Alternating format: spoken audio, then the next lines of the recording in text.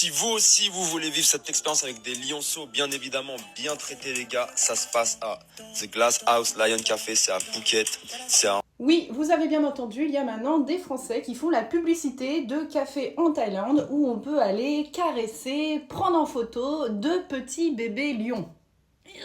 Il faut savoir que ce café n'en est pas à son premier coup d'essai car on leur a saisi un lionceau en début d'année parce qu'il n'avait pas la bonne puce et les bons papiers pour qu'il soit détenu en toute légalité.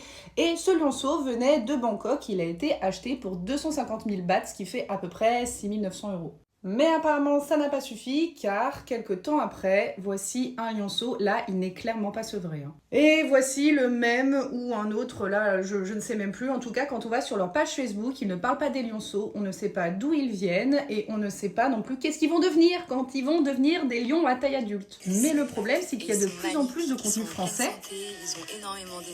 qui fleurissent et ça pose problème. Comme ces personnes parlent la même langue que nous, on se sent un petit peu plus connecté à ces personnes, on leur fait confiance, on se dit si ce français trouve que c'est légal, legit, bon on va y aller. Et donc on se retrouve avec des waouh, j'y vais dans 2 jours, je vais voir ça, oh c'est trop beau l'adresse SVP. Oh. Heureusement, il y a beaucoup de héros sans cap qui commentent pour expliquer que c'est pas bien. Donc si jamais vous passez sur ce type de vidéo, n'hésitez pas à expliquer en toute bienveillance, bien évidemment, que non, un animal sauvage n'a rien à faire dans un café, même si c'est légal.